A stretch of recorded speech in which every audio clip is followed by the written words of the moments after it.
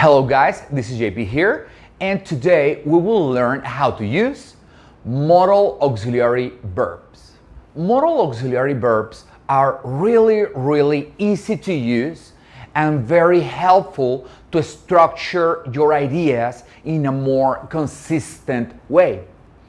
For example, the structure to be used with modal auxiliary verbs is always the same. When you want to express a declarative or positive idea, it's always the same. You need a subject, you need the auxiliary verb, and you need the verb always in simple form. After that, you may use a complement. Let me give you an example. I will go to a conference this month. As you can see, I am using the subject, in this case I, but it can be you, George, he, Carla, all the people in the classroom, Mexico, etc. You can use any subject you want. After, you need the auxiliary verb. The auxiliary verb is the one that modifies or changes the meaning of the verb. And then after the auxiliary verb, you need the verb in simple form. This is the beauty of auxiliary verbs because you don't have to conjugate or to change the verb at all. The verb has to be simple, always simple, no modifications. So you don't have to memorize a lot of conjugations when using certain types of verbs. Always you will use the simple form. After the verb, you may use a complement with the idea, I will go to a conference this month. I am using the subject, the auxiliary verb, the verb in simple form, and after the complement, this month. So let's say that I want to express future, I use will. I will go to a conference this month. But let's say that I want to express something imaginary. I would go to a conference this month if I had the money. As you can see, I am changing the meaning of the idea only by changing the auxiliary verb, and the structure is exactly the same.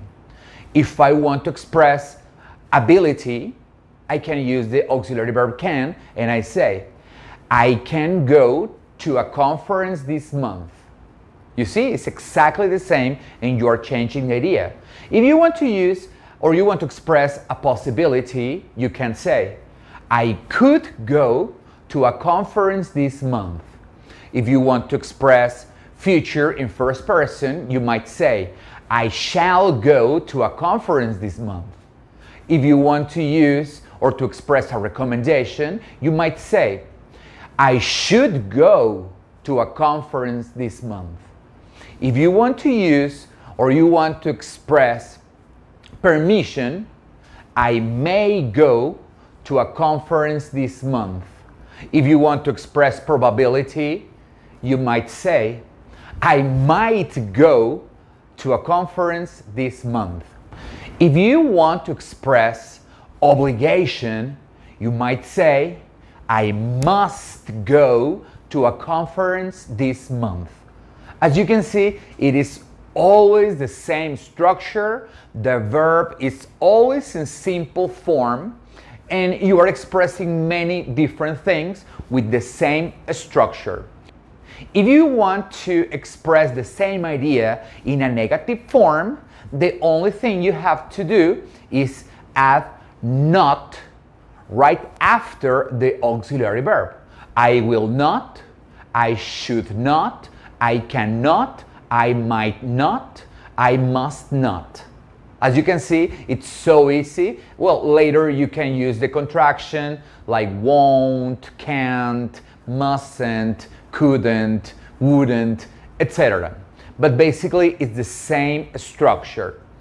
If you want to create or express questions, it's super easy. The only thing you have to do is to switch the subject with the auxiliary verb.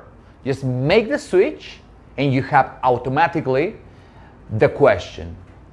Will I go to a conference this month? Should I go to a conference this month? Might I go to a conference this month?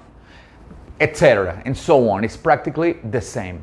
As you can see, it's so easy, and believe me, if you can use auxiliary verbs efficiently and you always follow that pattern, you are already speaking in English.